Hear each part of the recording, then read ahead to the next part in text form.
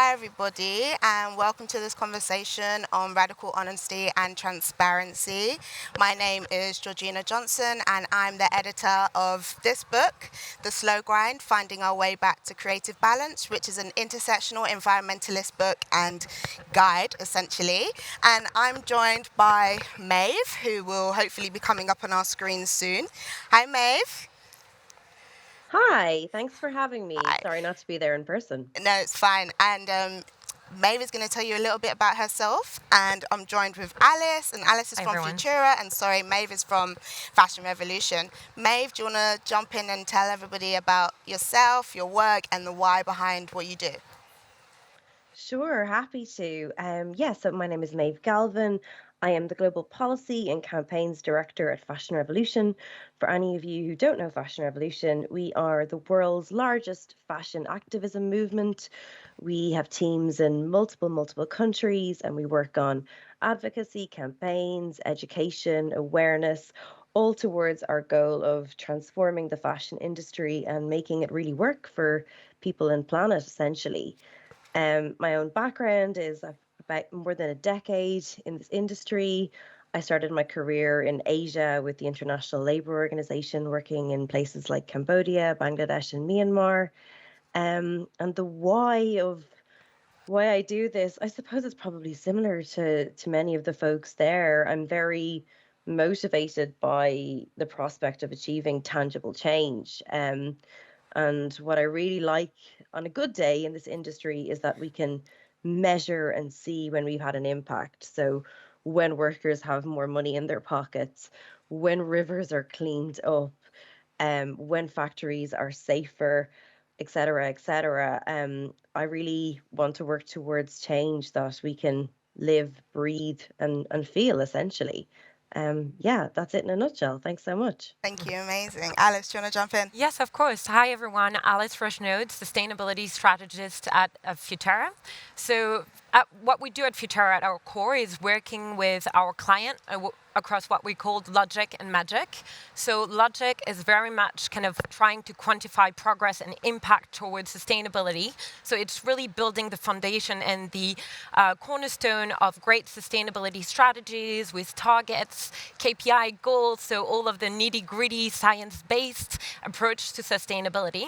And then we look also at what we called magic, which is really much about articulating your sustainability vision and ambition. So the way I like to think about it is that if you're a brand and have the most robust sustainability strategy, but it kind of sat there on your desk, even if it has really impressive initiative and actions, but it won't gain traction. So you need that communication side of things to really come in and create momentum for your plan, and also, frankly, just help create a business case for it so that you can continue on funding your initiatives.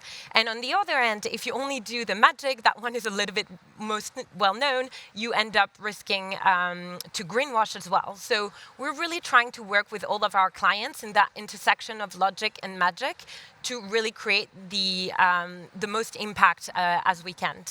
I'd like to know also that Futerra has been known a little bit for thought leadership pieces. So I'm sure I'll have the opportunity to talk a little bit about our honest product pieces. And last but not least, recently, after the 2 years of the pandemic, we went away, thought about how we could create even more impact. And we launched our training offer, Futerra Academy, because we're realizing that in sustainability across sectors, there's not a lot of alignment in terms of what is meant by sustainability, frankly, and what it covers. So really trying to build capacity and empower employees to build in sustainability in their roles and responsibility, because quite frankly, I'd love to be out of a job in a couple of years, because sustainability would be embedded entirely in each and every one of your roles and responsibility. And the why? The why? For you? Yes. I just want to be proactive in the light of the climate crisis that we're facing.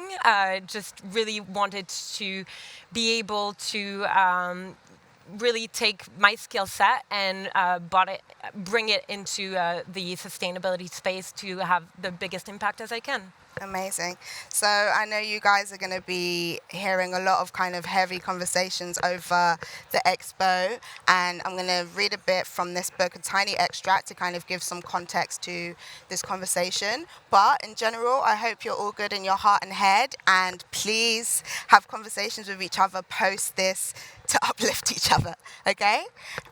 So again, I'm the editor of The Slow Grind, and also after this, I'll be signing some books just behind you. So, part of my family originates from southern China. My grandma managed to escape the hardship and poverty that followed the collapse of the Cultural Revolution of 1966. As a child, we made visits to China every summer, and at times I found myself visiting relatives serving as laborers in the supply chains of major Western brands. Our relatives were hesitant to talk and appeared powerless to share their stories with outsiders, even if we were related by blood. I remember the scent of burnt plastic, the intense, sweltering heat, sticky factory site and dormitory floors. This physical space was permeated with pregnant pauses and long silences, which filled the room with an eerie mood. From the limited whispers that were exchanged in the room, I understood that their only intentions were to ensure that their wages reached the villages they called home. So, Maeve, I know that you mentioned that you used to work in Asia and you're really passionate about speaking about the realities of working in those conditions. So, I wanted to ask you more so about the Fair Wage campaign and how we can make a global movement understood by people in this level and consumers and people especially outside of these enclaves. Thanks so much. And yeah, that context that you just described, that you just read really rings true. I mean, the reality is that the fight to get more money in the hands of workers, and we know that poverty wages persist in this industry, it's really, really tough. There's, there, of course, there's trade unions and worker representatives, but the actual climate in which they operate is incredibly difficult, especially when you consider that most garment producing countries are either becoming less democratic and giving citizens less opportunity to actually raise their voices, or they're just making it incredibly difficult. And we saw the pandemic used as a scapegoat to make conditions harder for workers and their representatives. So when it comes to wages, and you have this massive gap between what a living wage is, which would be enough for workers to support their families and save some discretionary income, versus what the minimum wage is in many countries, it's really, really far. And to get to close that gap by via bargaining alone, when bargaining is so tough, would just be near impossible. We collect data on brands and their commitments every year and what they're transparent about. And this year, our data finds that 84% of brands are very avid in their communicating about freedom of association and collective bargaining and their support of it. But then when you actually go under the surface, only 13% of these brands are disclosing how many of their supplier factories actually have trade unions. So it rings kind of hollow, because we know the environment for bargaining and for freedom of association and collective bargaining is so tough. So we really feel that legislation is needed on living wages, that brands are not going to get there on their own, that workers can't bargain their way up because the conditions are so tough. So what we're doing is we're launching a campaign in a few weeks' time called Good Clothes, Fair Pay. And we're using the mechanism of a European Citizens Initiative, which is a tool whereby if we collect the support via signature of at least 1 million EU citizens, so that's EU passport holders essentially, the European Commission has to consider legislating on an issue. And what we've done is we've developed a legislative proposal, and we've said to the Commission, this is how you could legislate on living wages. And how it would work would be that any brand doing business with the EU market would be compelled to do due diligence on living wages in their supply chain. So they would have to show and have targets around how they're allowing their suppliers to pay living wages. We think this would really be a game changer because, the levels of commitments on living wages from brands just are really, really weak. Our data is that about 27% of brands have a stated approach towards living wages.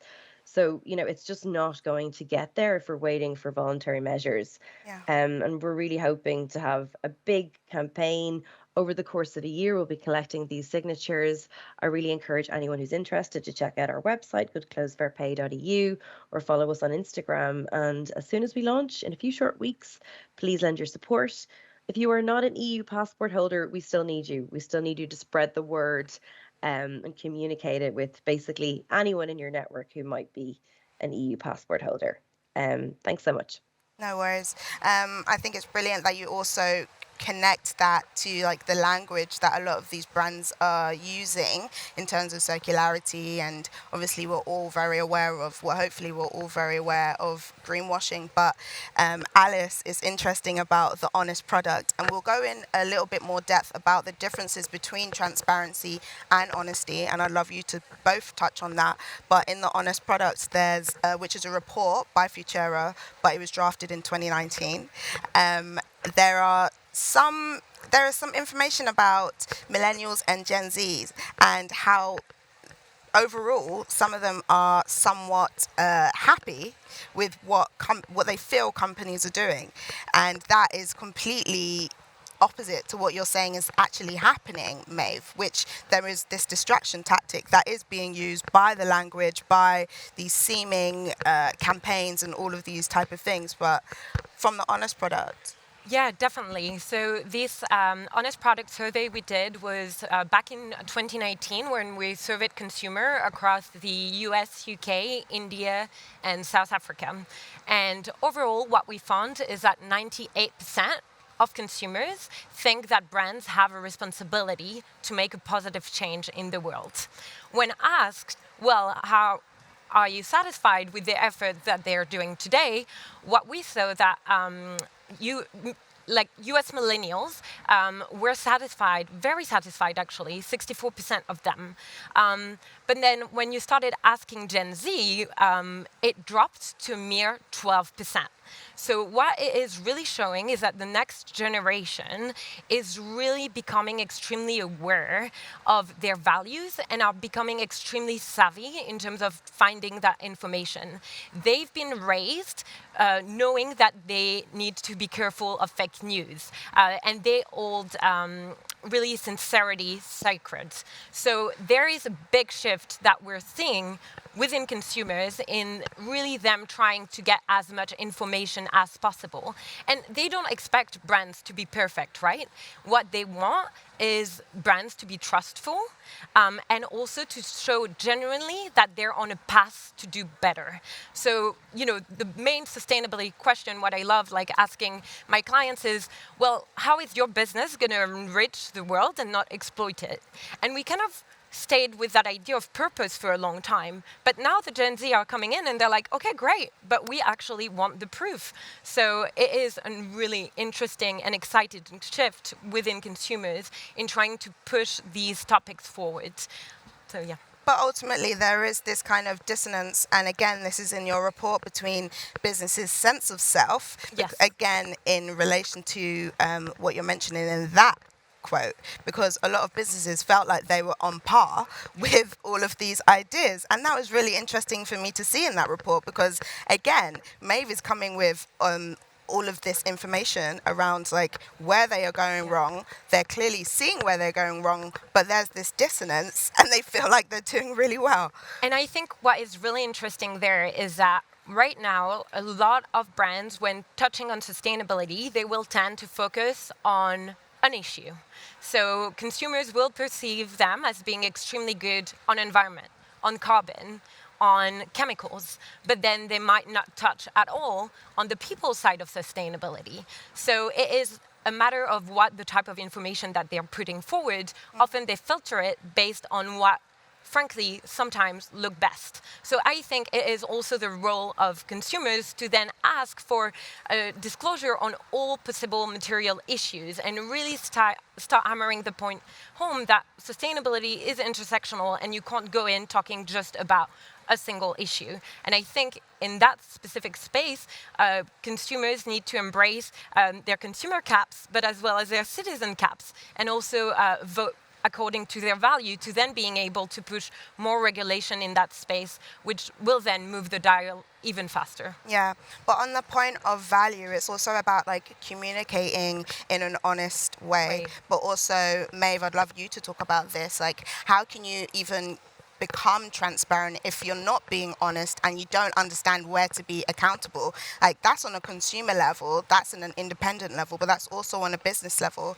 And I think what is brilliant about Fashion Revolution is it shines light on the invisible work, the invisible workers, the people that aren't being paid correctly, the people that are being exploited, the production centers that none of us, well, a majority of people in the West don't know about, maybe don't care about. And I think it's important that the work that you guys do shines a light on that. And I don't really understand why then there is this dissonance, because does that mean that brands aren't engaging in these type of campaigns?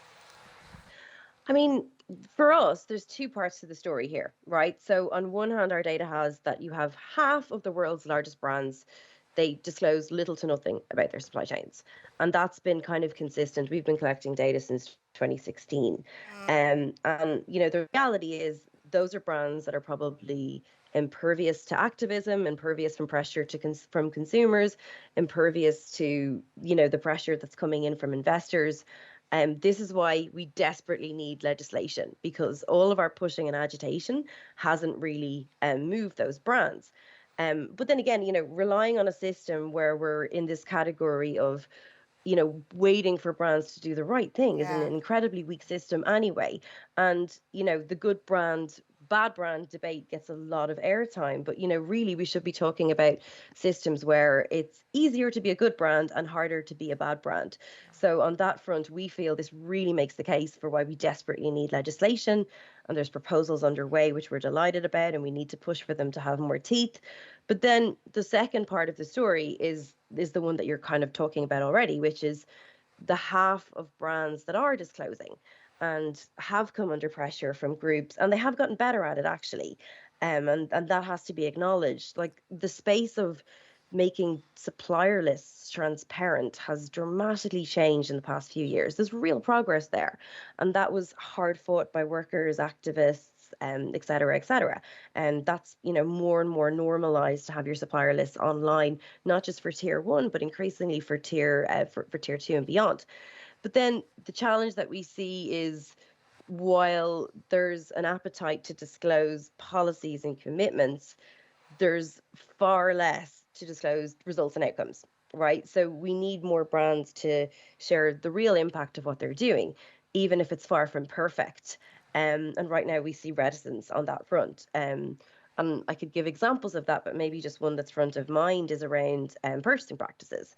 So very few brands actually acknowledge that their own practices drive some of the worst labor abuses, yeah. and how they're changing harmful practices that might have an impact on suppliers and workers. And during the pandemic, of course, this got lots of attention because we saw what happened when multiple brands cancelled their orders at very little notice. There was a Exactly. huge impact on wages. It led to a humanitarian crisis. But yet we're still, like, our data is, as of this year, is that 11% of brands actually publish a responsible purchasing code of conduct. Mm, So there's a challenge in that, you have brands and their relationships with suppliers are like, they're probably more procedural than logical. So it's, we will audit you for these issues, even though we know that we're the driver of them. And you'll say, oh no, we're not compliant. And then we'll all just, we'll do a tick box exercise and we'll ignore it. But we need honesty there. We need brands to step up and say, our practices are part of the problem, and here's what we're doing about it, and actually disclosing it. But getting there is really, really tough. And our data shows that even the push of the pandemic isn't enough to really get this where it needs to be. definitely. And the pandemic, obviously, for in a lot of industries and in a lot of systems, brought to light all these humanitarian issues that we are having across the board. But I think the separation is because fashion isn't a democratic space. And how do you actually then go about doing that work? Because I'm going to obviously bring in the fact that trade routes and trade relationships are incredibly colonial. They have all these relationships that date all the way back, and some of the people in the supply chain don't even know who their foreign supply and their foreign employer is. Sometimes there's this disconnect between like language, and that in itself allows for abuse to take place. And in a consumer level, I think that a lot of brands and companies and conglomerates, they rely on passivity. They rely on people, especially in the West, not even wanting to know this information and not wanting to kind of engage in that way. And Alice, especially what you were talking about beforehand, about making sure there's an intersectional understanding of like a consumer hat, but also a citizen hat. So that is bringing these two issues to light. And how important is that we put that on our heart going forward? Definitely, definitely. And just on your point here, I think in terms of how business approach the issue, often they focus on what they can control. And sometimes I'd like to shake them up a bit because they have a massive, massive influence power as well. And if only they were to collaborate or bring in new innovative solutions to their supply chain, we could then try to speed up that transition as well. So just to give you an example, obviously getting your entire supply chain to run on renewable energy is very tricky. So you can kind of try to bake that into your supplier contracts, but sometimes it doesn't get that far because it is a massive investment on the supplier end. So what can you do? Well, there are brands now looking at insetting, so paying for these renewable plants to be installed at the suppliers to then being able to claim that renewable power that they're after. And that has massive rippling effect because often a supplier will be dealing with different brands. And so having that will then kind of push the entire industry forward as well. And we can't keep on asking suppliers to make this investment if we're not providing them with a guarantee that you are going to be building a trustful relationship with the suppliers over the long term as well. So there are different mechanisms to start really embracing that position of influence that I think not enough brands, frankly, are really embedding within their sustainability strategy yet. Yeah, and I guess this also goes back into the fact on like where the owner should be on this responsibility to be traceable, to be transparent, and to be honest. Like, where are the dynamics at play here? And I think because of this dynamic shift, it feels as though, and I think we can see that on production centres, they are kind of stripped of some sense of agency because of the precarity.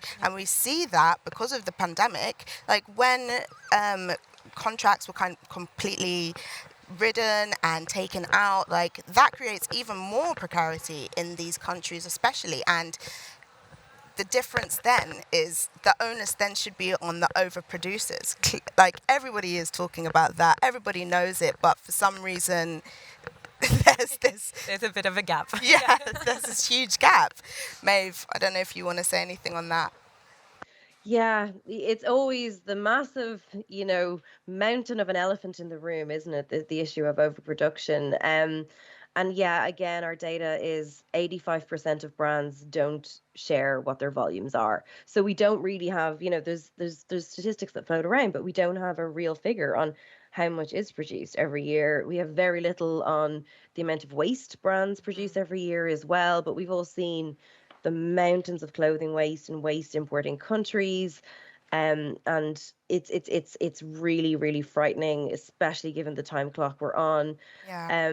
Our concern, I suppose, is, this conversation tends to get folded into the conversation about circularity. Yeah. And, there's a lot of excitement around circularity, and in many cases that's rightly so, but the fear is if there's higher investment and attention to circular solutions and excitement about new technologies rather than simply addressing the fact that we are making too much stuff, Yeah. and we're not investing in waste. Baseline. then we have to question: are these actors more interested in profiting from the challenge, or are they interested in addressing it? And right now, the data isn't great, and the commitment levels are really low in terms of actually addressing slowing down in a proper way. We have about 28% of brands who are sharing that they're developing circular solutions too. So that's only 2% more than last year. So even the move towards circular is really, really slow as well. And you could be a casual observer of the industry, could think, oh, this is going to answer everything. But we've got 8 years, 7 years really, and it's not moving quick enough, and it's definitely not going to be a silver bullet for the industry's challenges, especially if we don't address overproduction. What do you both feel then are key markers of transparency and honesty, and also the differences between those two things? Yeah, so I guess for me, transparency is needed. It is a bit more around kind of spelling out some information that are also kind of requested from you.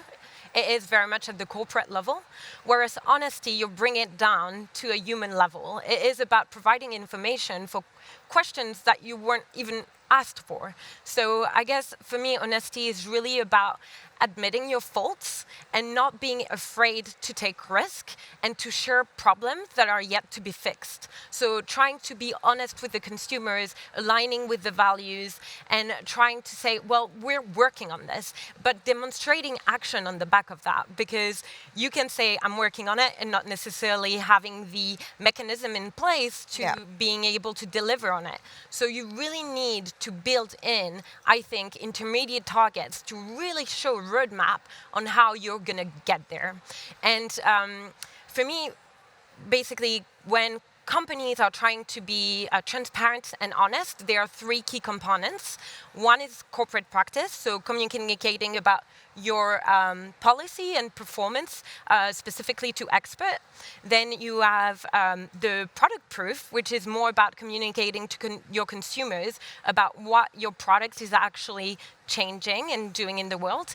And then the third one is around brand purpose, so communicating about your values and making sure they are aligned. So if corporate practice and product proof will build trust, then product proof and brand purpose will build likability and affinity from the consumers. So that product proof at the center is really a bridge between trust and affinity. And so this is really, I would really invite brands to tap into that as well, to try to again move that dial faster. And Maeve, I'm going to ask you the same question, but to your point previously about like actually slowing down, I think in a like physical and a kinetic sense, but also in a mind sense, because a lot of brands and businesses, like you're saying, are excited about the profitability, about abusing this language of circularity and sustainability and all of these type of things, but they actually don't slow down enough to embed it on a supplier level, on actually a lot of levels on their supply chain. So again, if how can you be radically honest if you aren't telling your consumer, like you mentioned, like actually we are polluting all these waterways and this is what we're going to do about it because now you're aware of it, so we have to do something about it. So how do they become this honest entity, and what do you feel that again the differences between transparency and honesty? I mean, for us, radical honesty would be part of transparency, right? I mean, I wouldn't make a massive distinction between the two, but I think what I would really echo, what's been said is that we just really lack progress data. Yeah, So that's, we don't know where we are because we don't, we have, here's our lovely commitment, but we don't have where you are in line with that commitment. So, the one I mentioned earlier on trade unions versus actual disclosure of how many trade unions is a perfect example, and we have this for so many other things. It's really difficult. It demonstrates that without having progress data or showing, here we're working on this and here's how, we can only lead to the conclusion that either you don't know or you don't care. exactly. And that's not a conclusion that we want to come to. And then also, it's such a missed opportunity as well, because like the onus, for many of these problems, it's really difficult for individual brands to tackle them alone. So without that honesty and without that openness, you can't build coalitions of support. You can't come together as brands, you can't come together, as experts. Governments, can't identify the right areas with which to legislate. There's a whole field of missed opportunity because in many cases we don't know the state of the industry, and therefore we have to just assume that it's poor. Yeah, precisely. And I think then, in terms of a consumer level, what do you feel needs to be awoken to kind of eradicate this passivity that a lot of these brands and organizations are relying on? I mean, I think for me, I am really excited, as was mentioned earlier, about civic power. I'm really excited to move to a point where folks can use their voting power, like with our living wage campaign, to actually make a difference. But I think that hasn't been as tried and tested. And we really do need consumers to be curious and to be educated and continue to kind of ask what is our central question, which is hashtag who made my clothes. But I think there's a perception right now, definitely when you talk to brands, that maybe consumers aren't ready for honesty, Yeah. or that and that they may lose business basically if they were radically honest about what was really happening. So I think maybe if that's not true, we need consumers to step up and actually say, no, you won't lose this actually. And there's some interesting examples of that outside of our sector, but I think primarily the fear is if we show the truth, including where we're not perfect, we'll lose folks. Yeah, definitely. And I think as we entered this conversation, me personally, I don't think that you can be honest without understanding where you need to be accountable. And like you said just then, that they don't feel like consumers are ready for honesty. I think consumers are going to take the honesty if you actually provide the information. If it's not there and it's not made plain as day for people, again, because fashion as a space is not democratic, then it's inaccessible, essentially. We're going to have questions in a few moments, but I would love to hear from you where you feel like, how do you feel you want to make sure that this information is more accessible outside of enclaves like this? Because it is the wider population that actually needs this information. Yeah, no, definitely. I think what I would really invite brands to do is to try to educate some of their consumers about some of these issues, because we're seeing a rising awareness in consumer mindset around some of these issues. But again, because of their values, they might be more focused on the environmental or the social. So it'd be really great if brands can use their platform a lot more to really spread the word out and try educating consumer on what all of these key terminology means, right? Yeah. Which is hard because as brands, even us, sometimes we will use terminology and we're not necessarily sure what it means. Just the latest example we were discussing is net zero, right?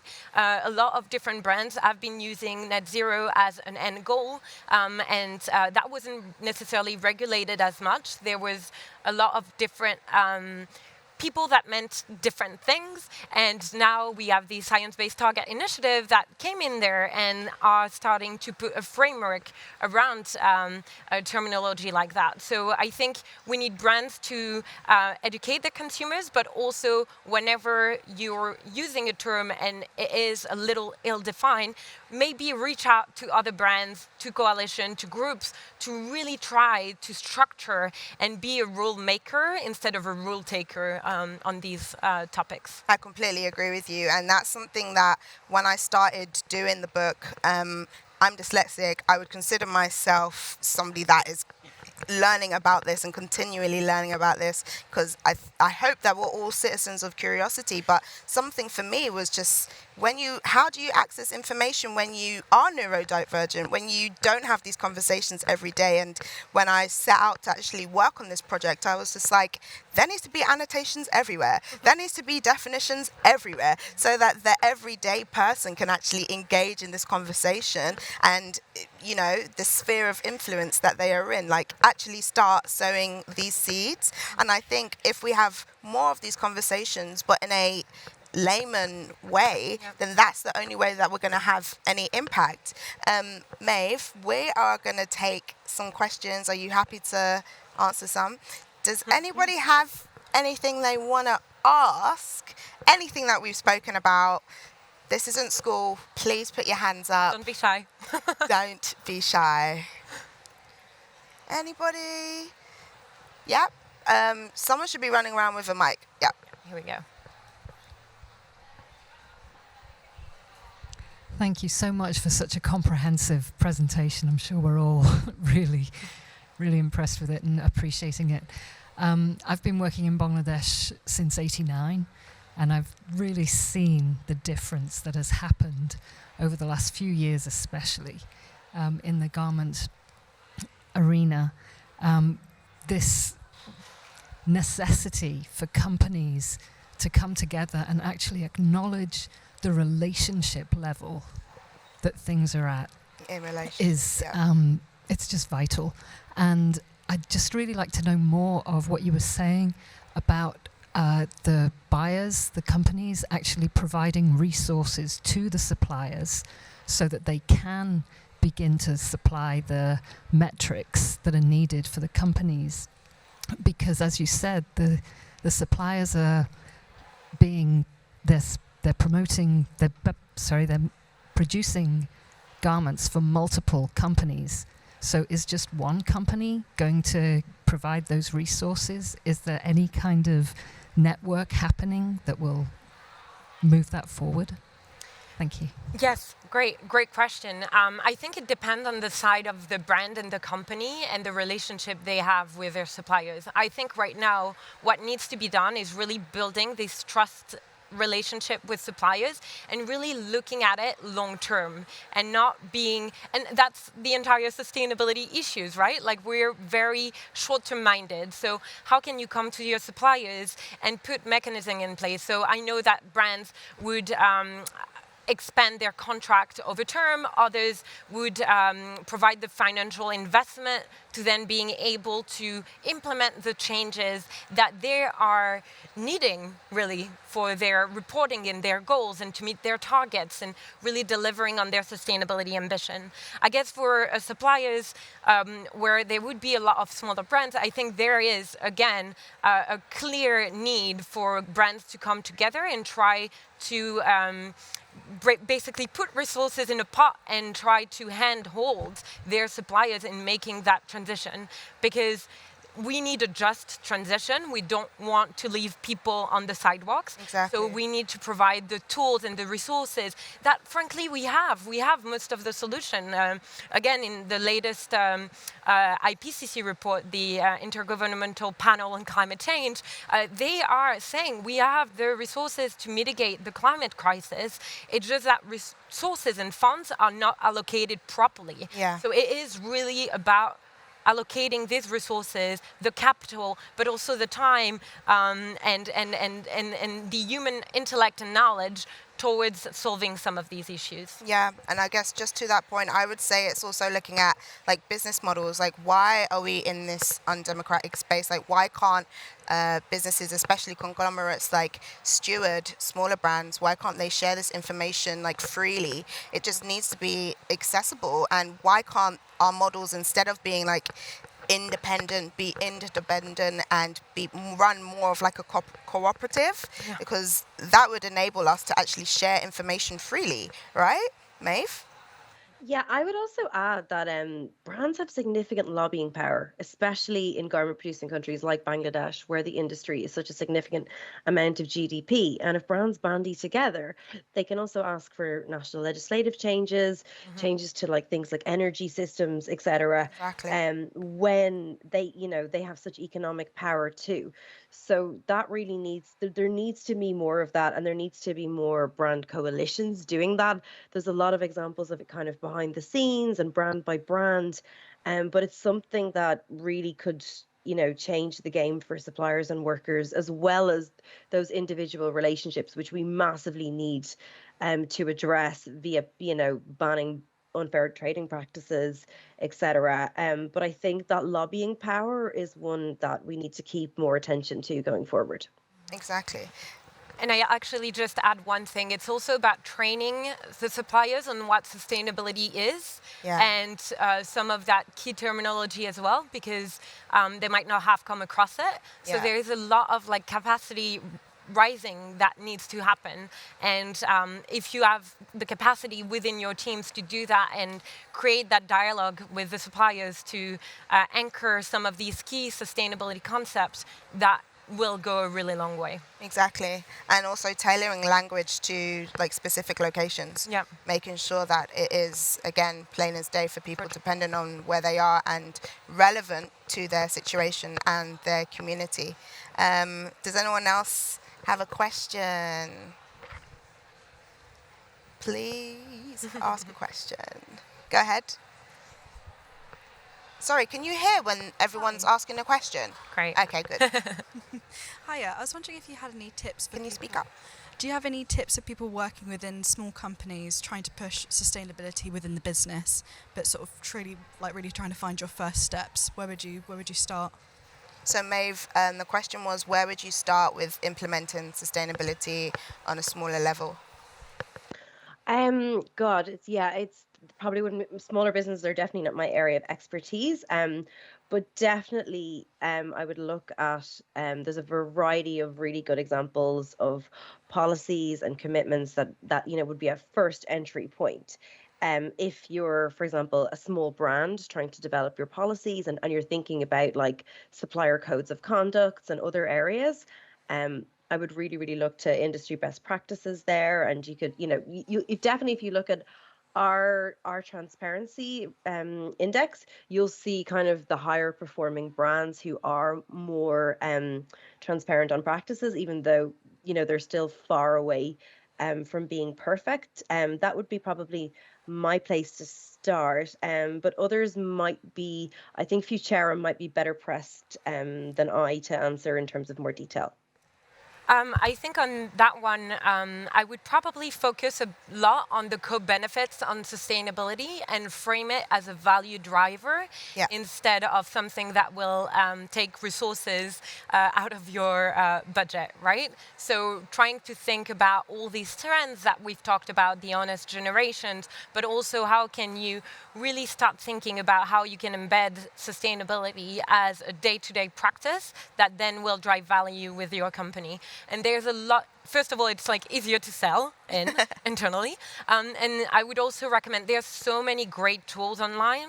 Fashion for Goods has a lot of guides. There's a lot of smaller brands coming together.